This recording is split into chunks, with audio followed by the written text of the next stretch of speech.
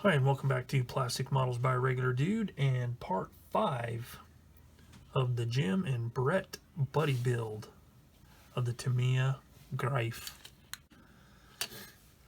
So as always, if you're following along with this, you might also want to check out Jim's ShutterAce YouTube channel, link in the comments or in the description box below, and see how he's coming on the same kit, doing the same sequence as me. We're building the same kit, same everything, so check that out.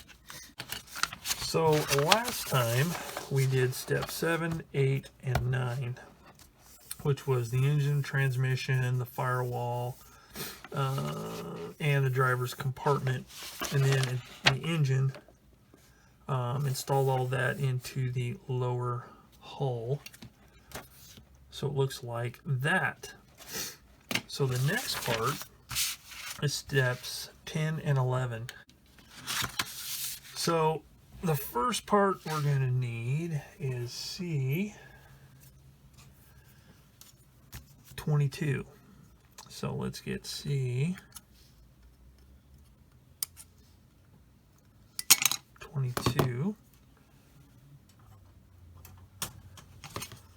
Get that cleaned up a little bit.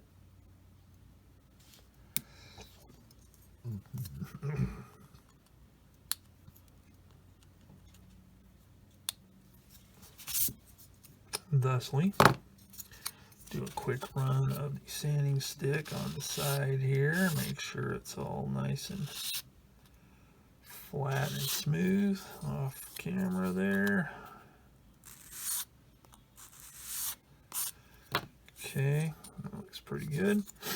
Okay, so then we need the radio, which is part subassembly over here. So we need C19 and C12.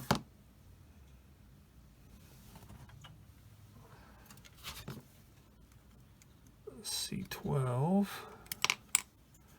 C19. Now I'm going to take a look at this because I may add that after I do the paint on the interior of the vehicle, just like I'm going to do with like the crew weapons and extra stuff for side walls of the inside of the vehicle. And the reason being is because it'll be a lot easier to paint all these dials and all that kind of stuff. But we'll at least put this together like whoops, you gotta do it the right way here, like that. Okay, so we do have a bit of a situation here in that there is a pretty mighty seam going down the middle there. Now let's see which, that's the side, so that's the top there. So I can leave it, or I can do something else and fill it in. I should probably decide what I'm going to do with that before I get too crazy. Okay, because see this?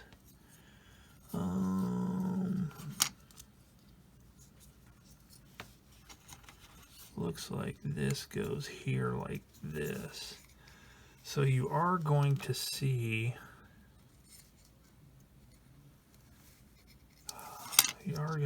some of that. So first of all, there are some ejector pin marks here that need to be dealt with.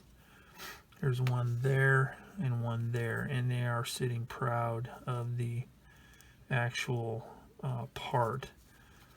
So let's see if there's any on this side. Whoops, seeing if there's any on this side. There is not. So what I can do, I can make it easy and just set it on here. Give it a quick run like that, and that looks like it took care of it. So that'll help with the gap a little bit. Now, what a person could do in a case like this So let's see, I think, let's take a look here. Okay, so this is going to fit in here like that. Then the radio will be, whoops, turn around like that, and will be installed right there like that. And this goes on top. So it looks like, and then there's a part that goes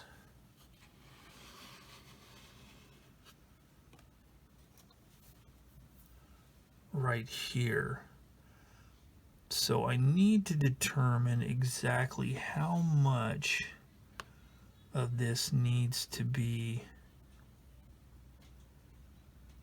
covered up. So let's do first things first. Let's glue this together.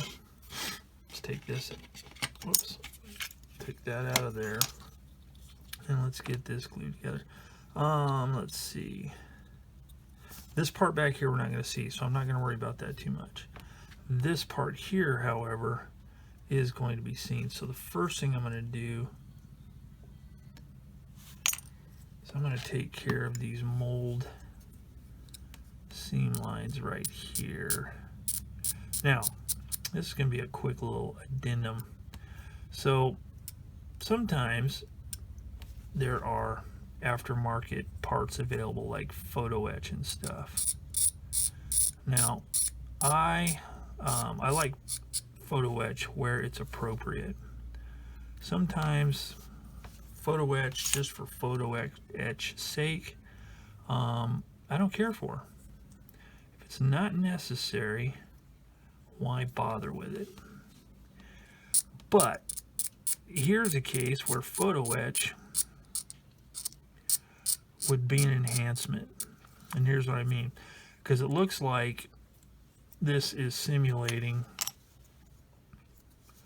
a metal rack with the radio components encapsulated in that. So like this part here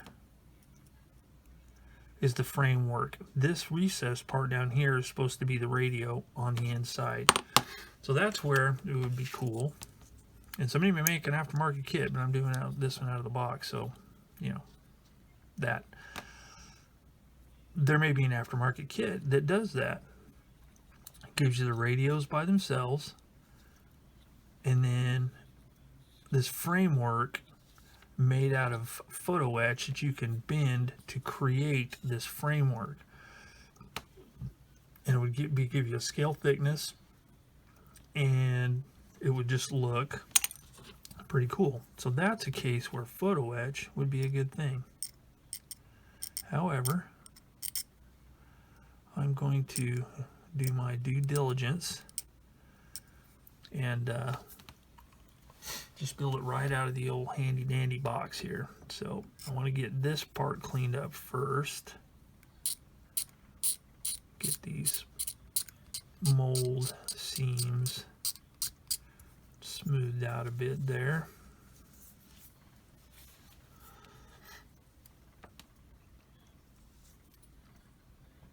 Okay, so that looks pretty good. So let's do this one. Because you got this mold seam line right here.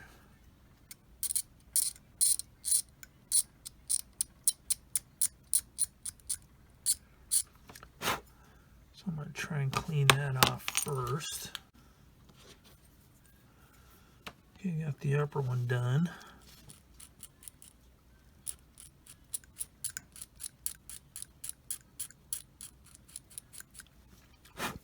There's that. So let's get the top. Alright, so I've got it all cleaned up, so what I need to do now is glue it and then kind of figure out what I'm going to do here. So let's do that first. I'm going to be liberal with the glue here and try and get it to really soak into those seams. So when I squish it together, it'll ooze some plastic out, hopefully. turn around here.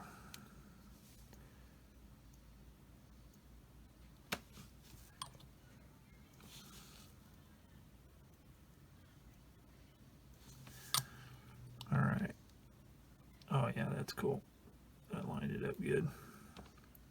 So I'm going to clamp this because I really want to smash it. Whoops, smash it down good. So I'm going to use my handy dandy clamp here.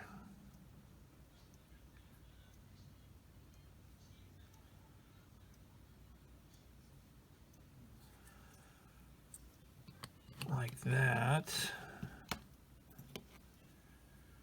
Make sure it's lined up as closely as possible because I don't want to create any more work than necessary. And that's not being lazy, that's being efficient. Oh man. I need to re-glue my little pads on here, I think. Okay.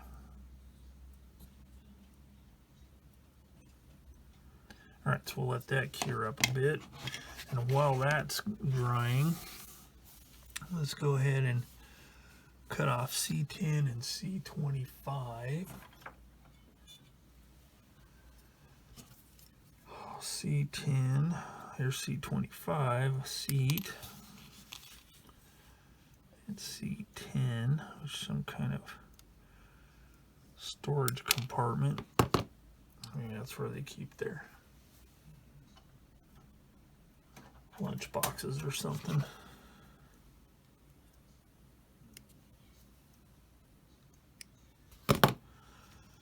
This is going to need a little bit of sanding.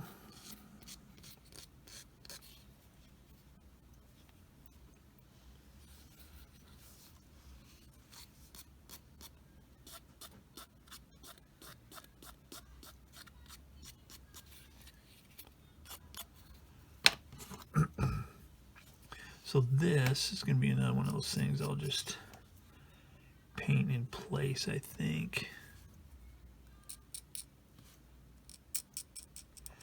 Actually, I think,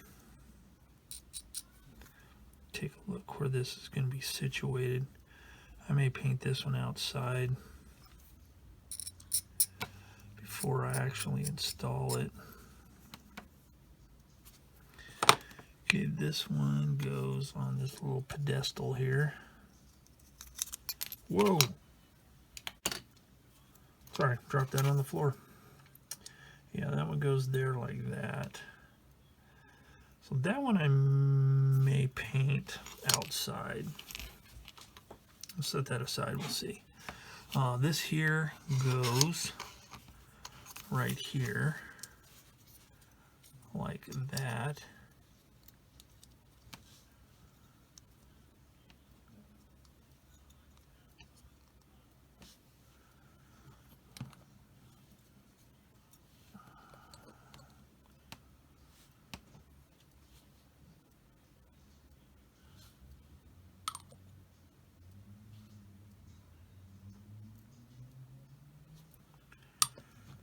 Goes right there.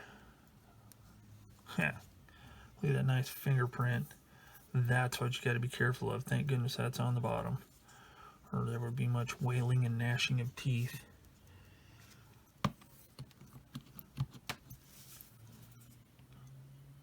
Okay, so there's that. So you got that in place.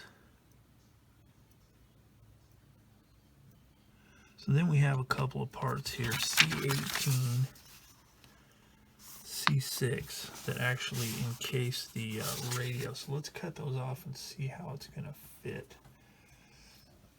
See how that plays into the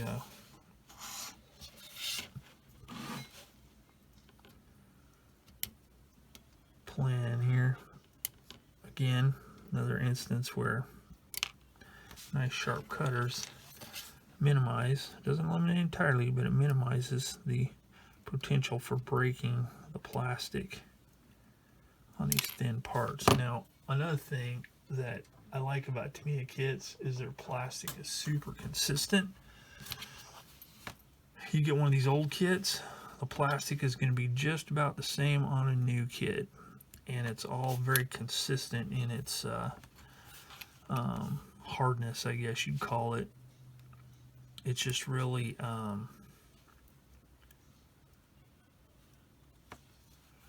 you always know it's not real brittle, it's not real soft. For example, Airfix aircraft kits, they have really soft plastic, and I'm not saying that's a bad thing, because you know I built one recently and I didn't really have any trouble with it, but they do have softer plastic. And then I built other kits, I'm trying to think of one where the plastic has been really brittle, and cutting stuff like this can be a little bit more dangerous because there's just the possibility of breaking the plastic on these really fine parts like this. So I got to get rid of this mold seam line. Use my handy dandy little sanding stick here. I mean, these are really a good size for doing real small stuff. It's just I wish the abrasive stuck a little bit better. So with that in mind, if anybody knows of any good skinny sanding sticks, something that's, you know, somewhat easy to get a hold of, not something that has to come from way far yonder, because shipping is not that great these days. Now, you know, from outside of one's home country. It'd be nice to know if there's anything that that would be similar in size to this, but maybe a little more durable.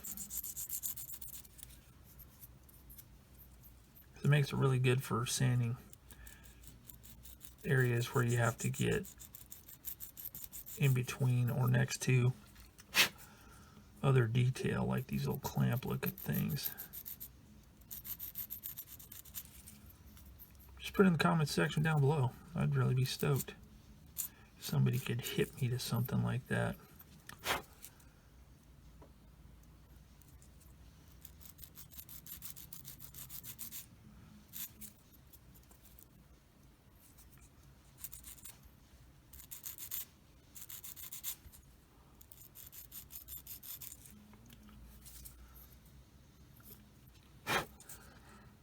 So that looks pretty good. Like that. So let's do this one. Carve this off right here.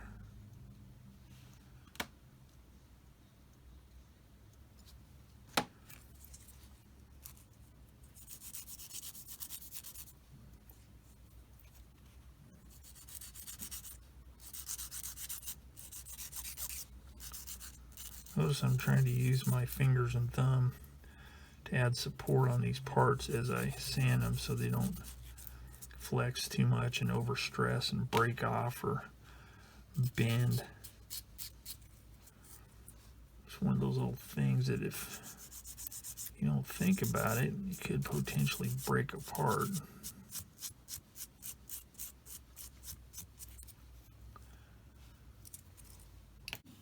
Okay, I think this is dried long enough, so let's take a look and see how it's supposed to fit. So this part here fits here and here.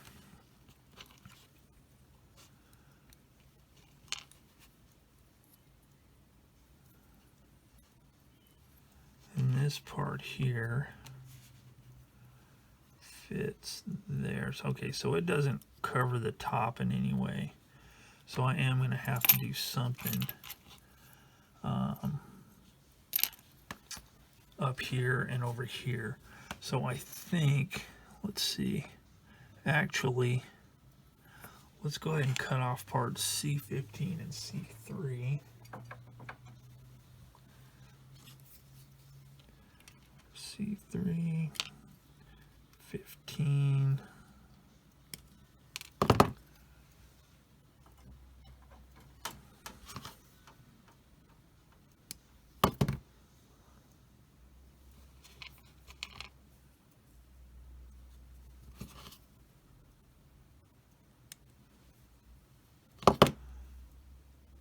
That's got a little bit of a ejector pin mark there.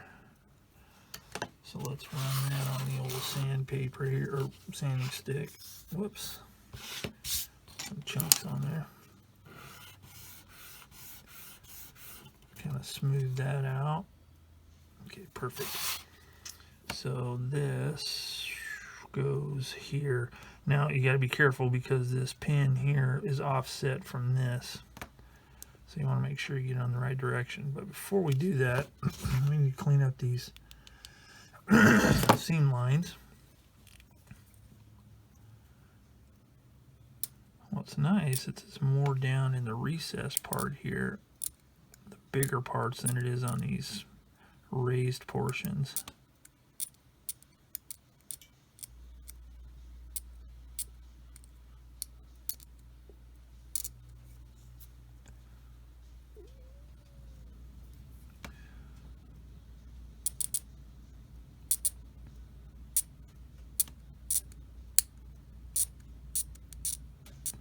Here's something to look for if you're, you know, one of the beginner types that might be watching these. You might be able to see, okay, let's compare this right here. You can tell where you've taken material off, whether it be by scraping or sanding, because it'll be dull. And this outer part, you know, the parts that haven't been scraped or sanded are shiny. So that kind of gives you an indication of how much you need to do. So see, that's not enough. There's still a line there. You may not be able to see it, but you can see that that's shiny there, and this is not, but that is dull there. So that means that you've kind of got to scrape it down to that level, and hopefully you can see what I'm talking about on camera.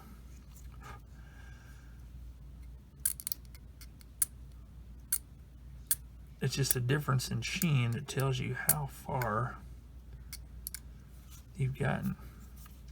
So that right there looks pretty good. That's all pretty uniform as far as, you know, being dull. So let's try it on this part right here. So hopefully you can see what I'm talking about. Okay, see, it's kind of shiny. The mold seam line is right there. So let's take one swipe with it. And I've got my blade really flat, so it will kind of come out level, because the edge of this blade is really flat. Okay, you can see we're starting to get a dull patch here and here. Okay, so you just keep working on it.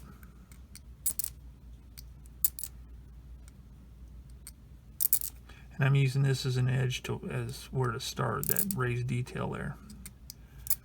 And just keep scraping and scraping until you don't have to scrape it all dull, just mainly where that seam was. Now you can see it's all uniformly dull there where that seam was. This other stuff, think of it as paint, it's kind of feathered. There won't be a line here or demarcation just because it's already flat for the most part. Okay, that's all there is to it. That's the way you can get it nice and flat and uniform as far as that goes. Now this part here is on the bottom, so I'm not gonna worry about it. I take that back. It's toward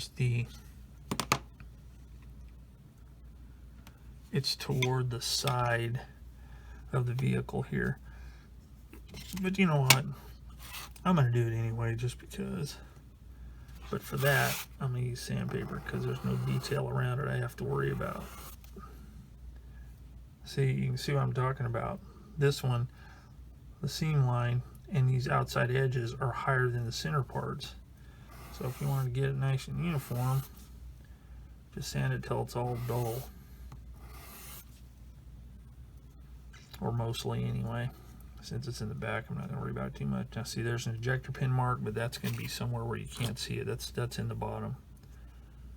Okay, so that looks pretty good. So So then I'm going to cut this part right here. This is going to be up against something else, so you shouldn't see it. But I'm going to take care of it anyway. Like that. So that all looks pretty good. Now the last thing I need to do is I need to get rid of this seam line there. And I'm going to do that by gently dragging it across the sandpaper. I don't want to go too deep or too hard because, oh boy, I don't want to do it too aggressively because it could eliminate the detail, and I don't want to do that. So, almost. Okay, so there we go. All right, so then I'll just kind of clean that sanding residue off and just kind of check it and make sure it looks good.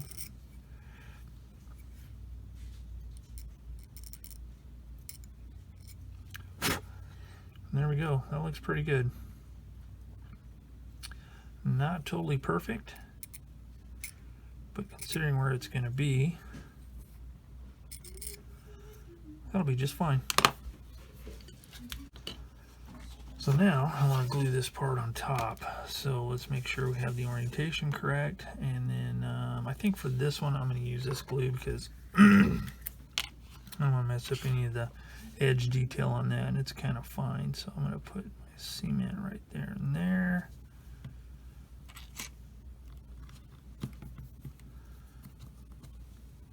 It'll give me some time to adjust it to make sure it's symmetrical. Make sure it's lined up correctly.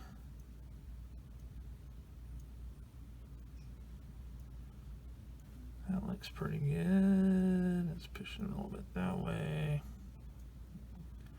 Look at it from all angles. Okay, that looks good, so I'm going to set that aside. So now let's take a look at this again. And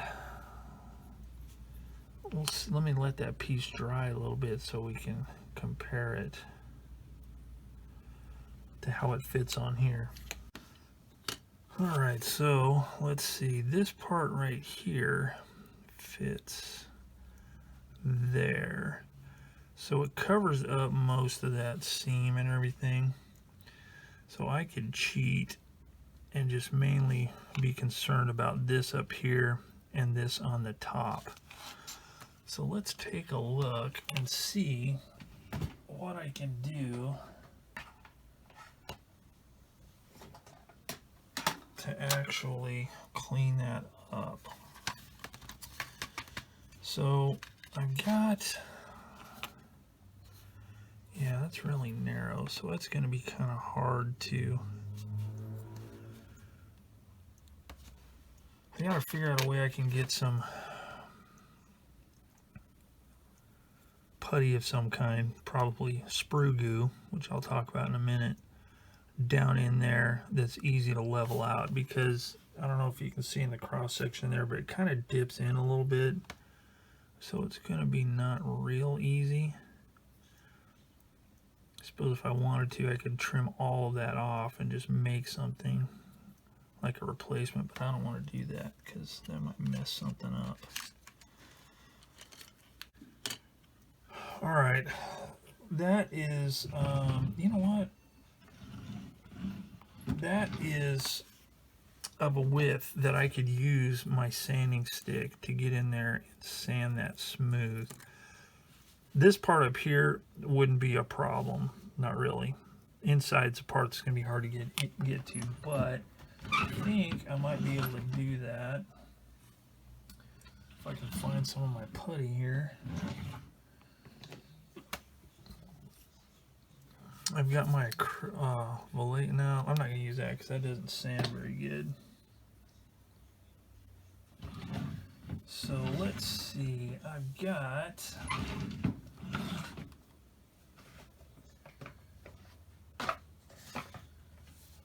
this Tamiya surface primer. That's not going to work. That's not thick enough. So whoops. So I think I'm going to get out my, and I don't want to use this because it's not really that easy to work with. So let's try,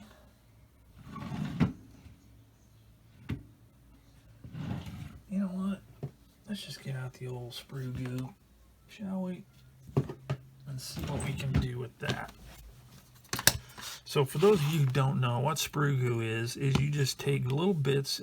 I let my, once this Tamiya extra thin, the regular extra thin, not the quick drying. Quick drying doesn't work very well for this. Got down pretty low. I just threw in a bunch of little bits of plastic from a dragon kit and messed around with the consistency of it till I got this. And what this does is it's like a filler, but it's plastic, styrene plastic, just like the plastic you're putting it on. And if you're really careful, you can get it to work really well. So I'm just going to put a little bit like that. Then I'm going to get this handy dandy sprue goo spreading device, aka toothpick, and just put it across like that. And what this will do is that when it cures, when it dries, it's going to be just like the plastic. Now I'm going to take a little bit out of there because I don't want too much to be in there. And it seems to self-level pretty well.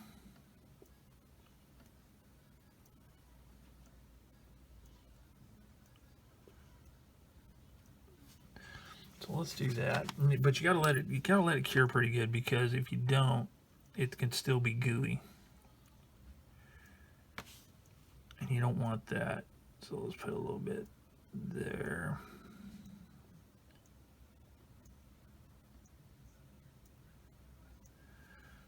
Okay. Get the excess out.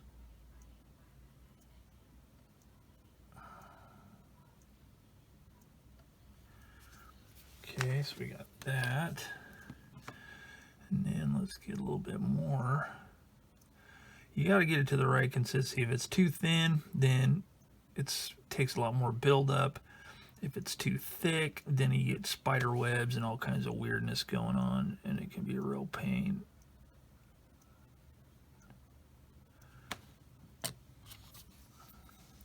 I just want to keep as much of it as possible just in the cracks there, or the seam. Okay, so that looks pretty good.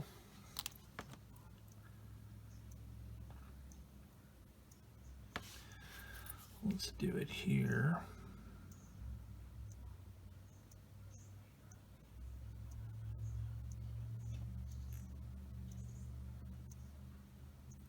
And if you had a thin, a narrow enough blade, you could probably scrape it down pretty easily as well. Okay, that looks pretty good. I think I'm gonna need a little bit more on this one end right here. Right there. Just a little touch like that. And then just for good measure, I am going to do it here as well. This one I won't have to worry about being as neat, since it's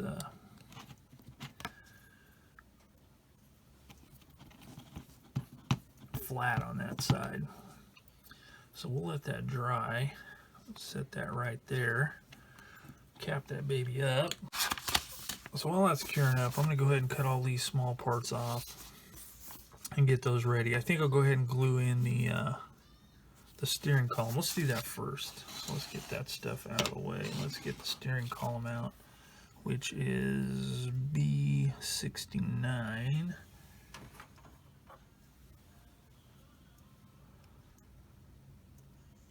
Get that cut off.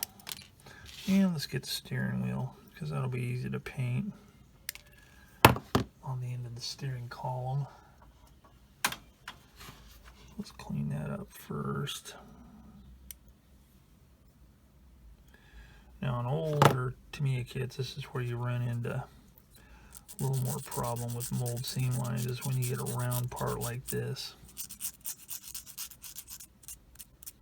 Not bad, but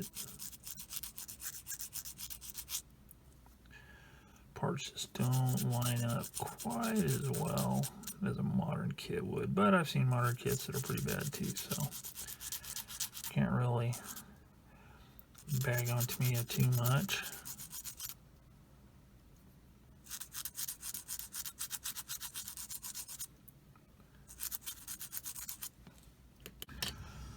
Steering wheel's cleaned up.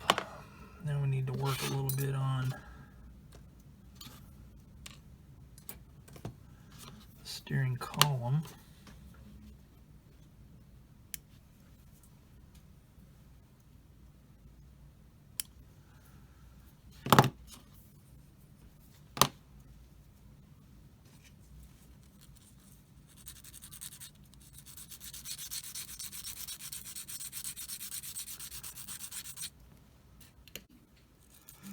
Alright, so with that cleaned up, now I can actually glue this in place. So this goes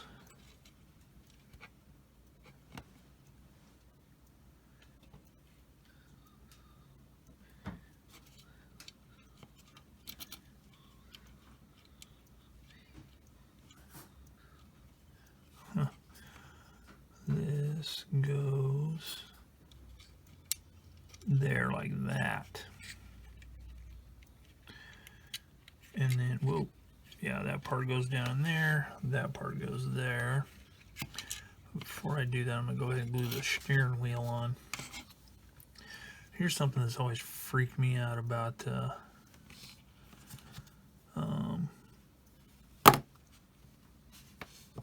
German half tracks.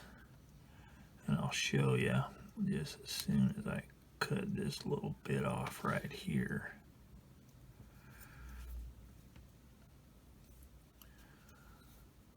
Right there's a little ridge, mold seam line that's pretty pronounced, and the steering wheel wasn't laying real flat. So there we go, much better. So let's do this. Let's put a little blob of that there, put that there. Make sure it is centered properly. I'm gonna let that dry for just a second because I don't want to knock that steering wheel askew as I install it. All right, let's see if we can get this on here without messing it up.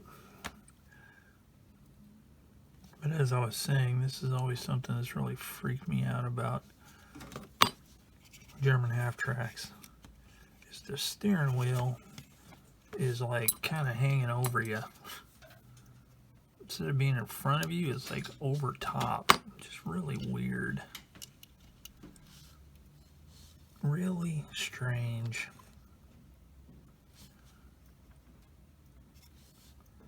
So we'll put a nice little dab of cement here. Make sure that's all in there really good.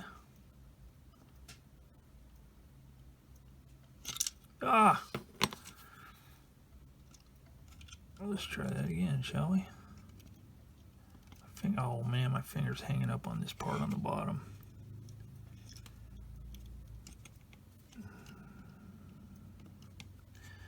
Alright, there it is. There we go. It was hanging up on this little... My finger was hanging on that part right there. But see how that steering wheel is? That is just wacky. So you're like... It's just weird. But hey, it must have worked. Because I've never read any accounts of drivers losing their life because the steering wheel was in a weird position.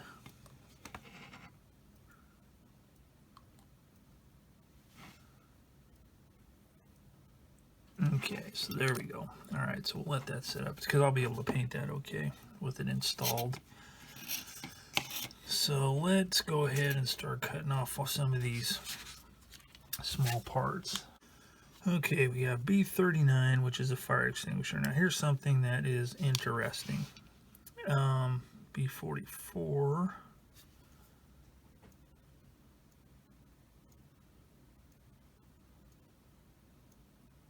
Where is it?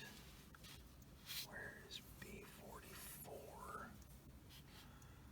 B44, where is it?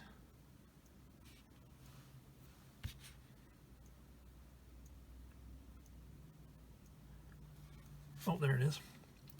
B44. B43, which is an MP40.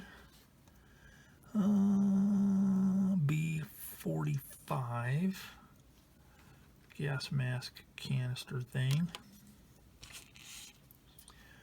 B41, little boxy weird looking thing, whatever that is. B40, which goes on the other side. Whoops.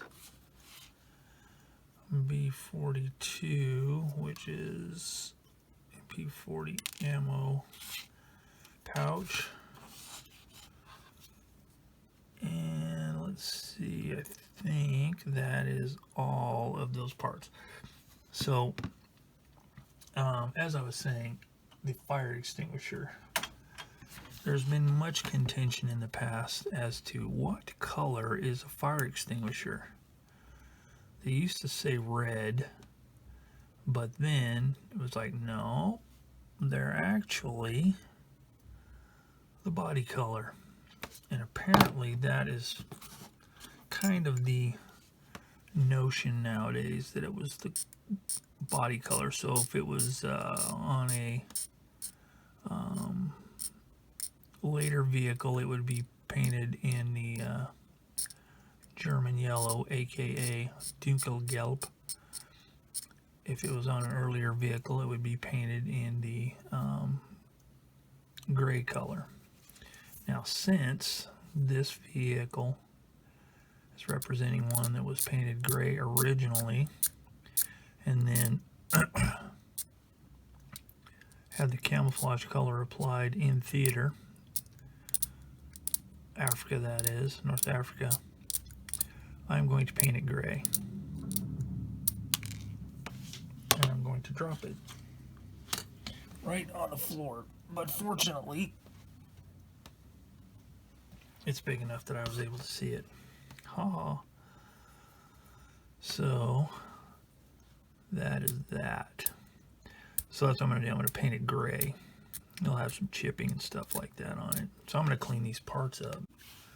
Alright, here's a little detail I'm going to do. This part right here, which is B40, it's obviously two separate containers or items of some kind, and it's got a little faint line there denoting that it's two things. It's very faint though, so I'm gonna use my little handy dandy saw blade here and kind of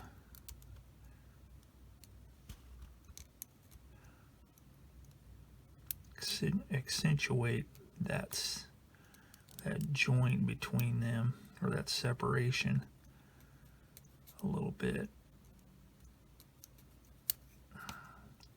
just so you can see it a little bit better. As a matter of fact, it could be even wider than that, so I'm going to use this little bit wider blade here.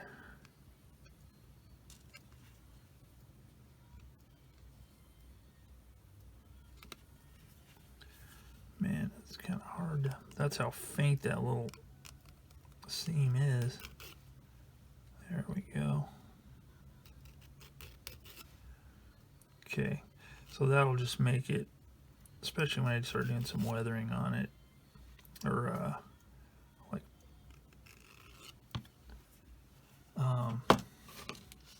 when I do a wash on it, it'll just kind of look a little bit better. So just use my extra thin here, smooth that out. See, that's way better. Way better. Okay, so we got that one.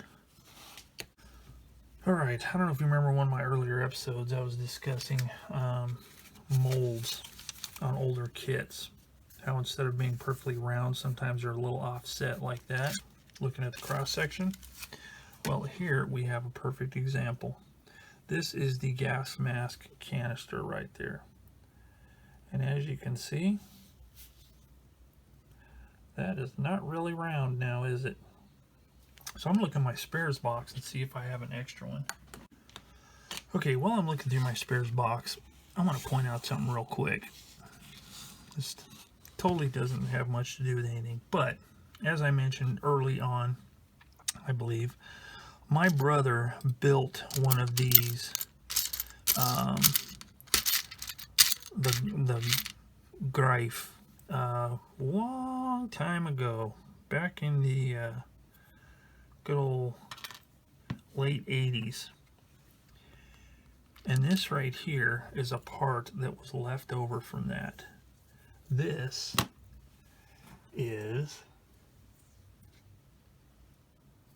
this. He obviously didn't use it on his kit, so I have an extra.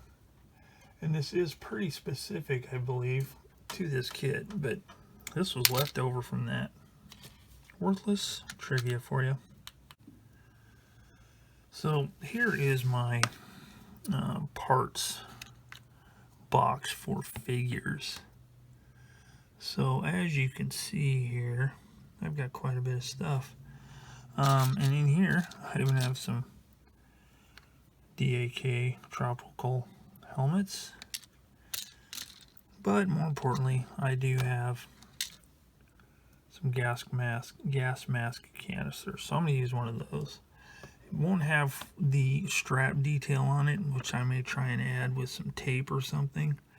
But at least it is roundish. Now see, as you can see, I've got some older figures. As a matter of fact, Mr. Jim Deck, if you're watching, I have the very figures that you have in your kit. So, what do you think about that? Pretty awesome, eh? But, yeah. So, I could theoretically build mine just like Jim, but I'm not going to because I want to build all those people. See, I got extra legs, all that stuff. But, anyway.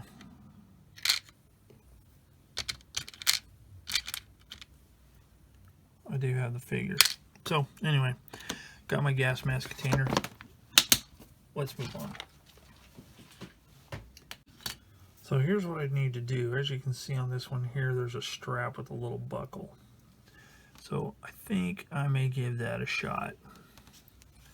Not right now, but soon. All right, let's take a look real quick since this is dried. I've already started sanding on one of these. Again, this is pretty nice that these sanding sticks fit in there so well.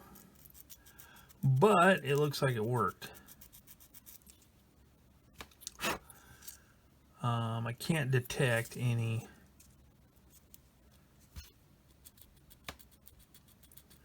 ridge in there after I sand it down.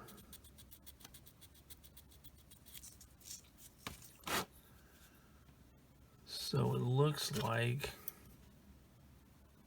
yep, it's smooth. Sprue goo works its magic once again.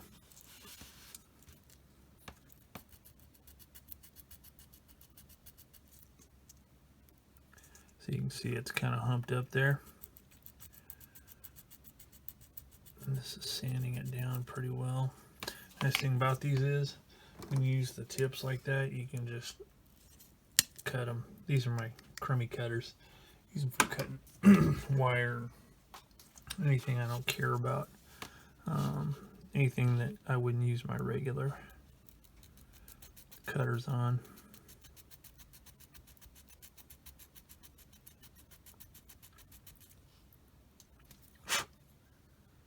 So that worked pretty good, so I'm stoked.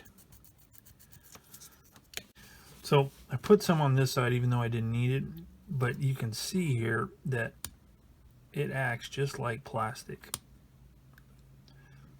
Trimming it down. So if you haven't tried sprue goo, I would say give it a whack. I think you'll like it.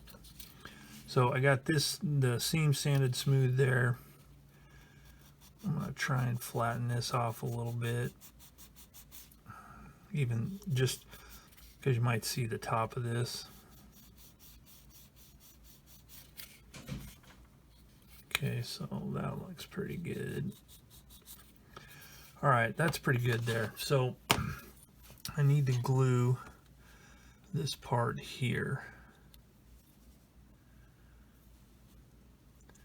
This is obviously the radio oil container. It's got a filler cap there, so you can fill it with radio oil. I'm a funny dude, huh? I need to sand these like little seam lines down.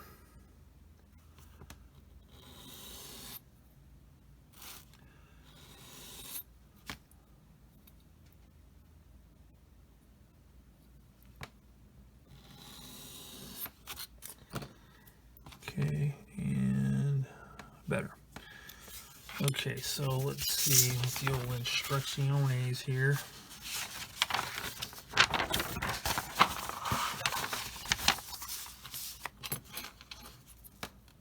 Okay, yep, so that goes there, like that. So we'll hold that.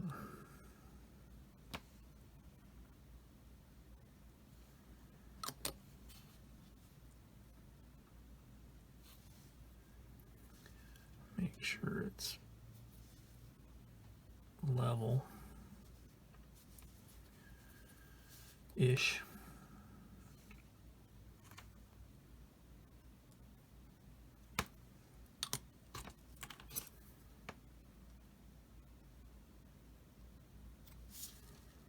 There we go. That looks pretty good.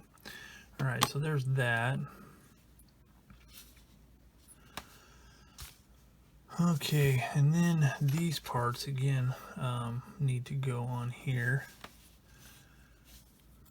So let's take a look at how they fit on here, and if I can glue them now before I paint the radio, or if I should wait. And always do it the right direction. I had it upside down. Okay, so that goes like that. And then this one.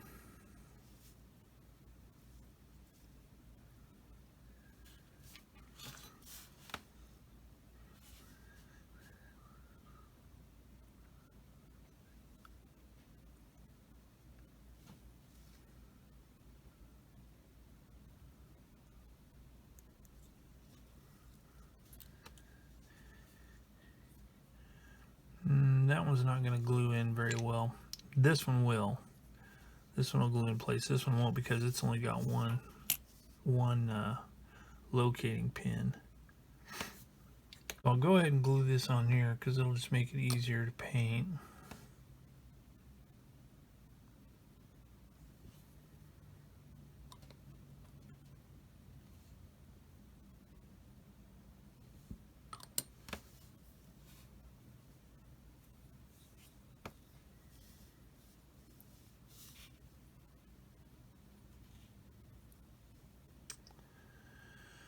Okay, that looks pretty good. We'll set that over there. We'll set that over there.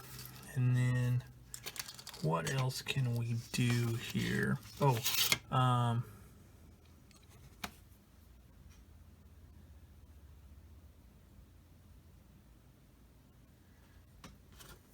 right, on a closer examination, I can actually use this gas mask container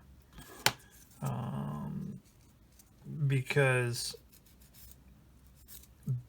it's going to be underneath there. All you're going to see is the front, and that's where the detail is, and that's what I want. So I won't have to scratch or do anything weird with that. So I'm going to go ahead and glue it in place. Maybe.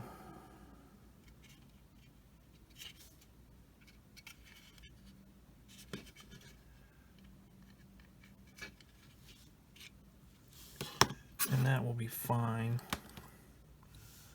because it's going to be underneath there, so you're not even going to see it really.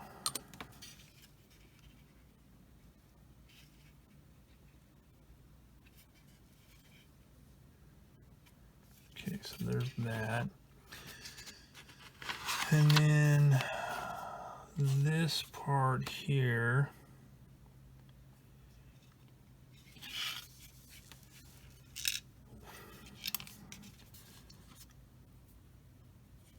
goes here.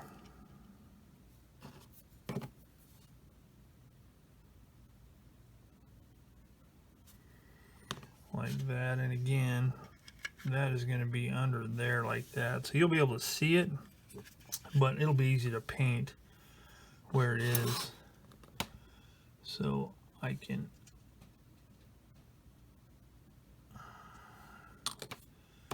put that right there. I'm trying to put as many parts in place as possible, so when I paint it, when I prime it, I don't have to worry about scraping any paint off or anything weird like that. And that's not even really necessary, but you know, it's something that I like to do because I just don't like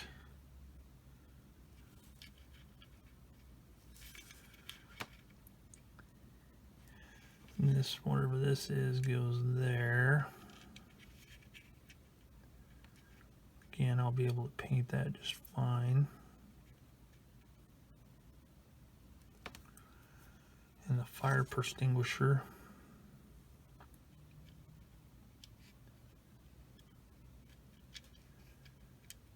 goes there. Let's see what we got. Those you can kind of see.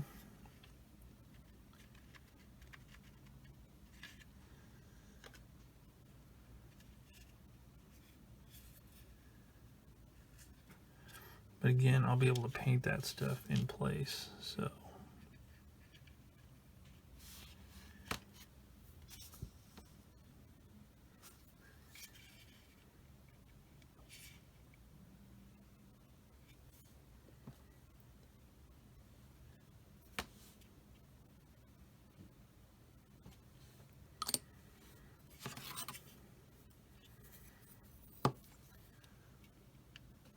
that mashed in place there.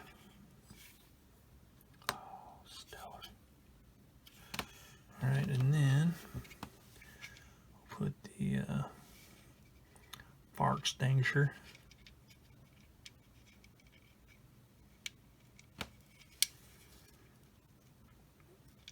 all crooked like.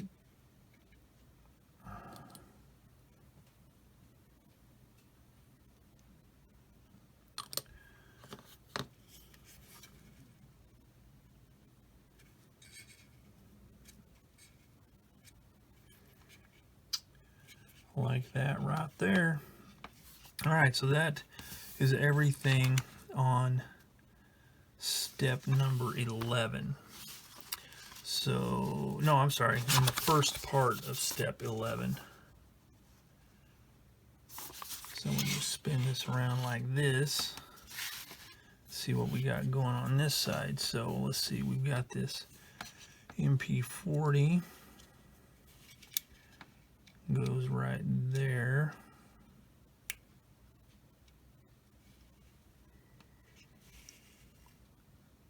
Now that stands a little proud of the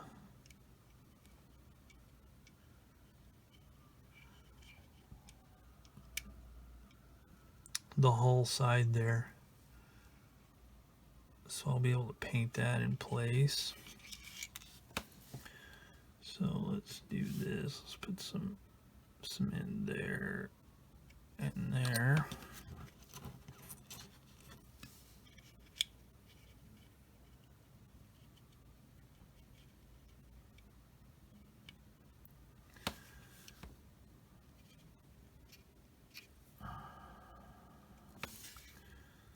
there's that. Then we have this little piece somewhere. Here it is. That little piece I added the seam to, that goes there.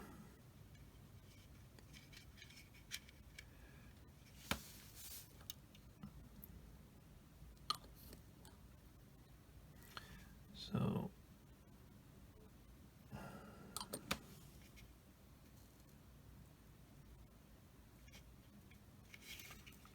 there's that. And again, all I have to do is paint the inside of that black. And then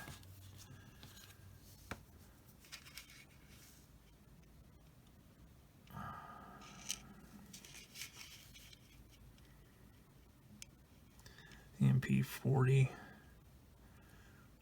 magazine pouch container thingy goes right there. So that it's got a little bit of ejector pin marks there, so let's take care of that. Oh, there you go. Splendid.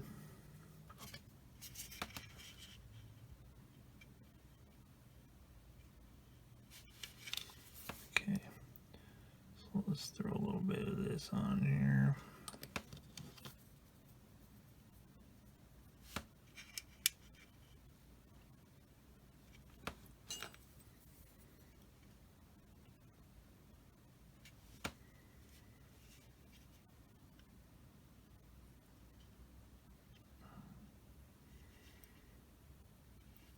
All right. So that is everything on step 11. So that does conclude step 11. So the next thing I need to do is throw some primer on here. So let me get all my stuff ready for that.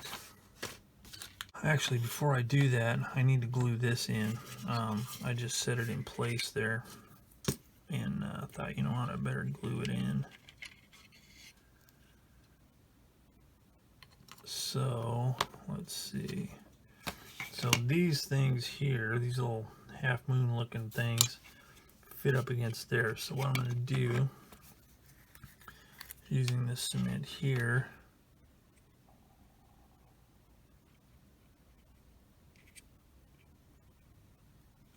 put that there.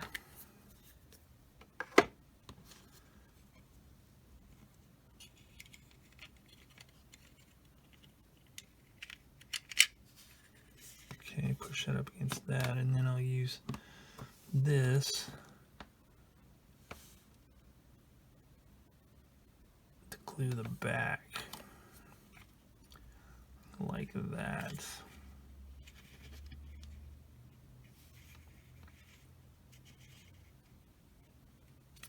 Alright, so we'll let that dry up a little bit, and then we'll do some primer.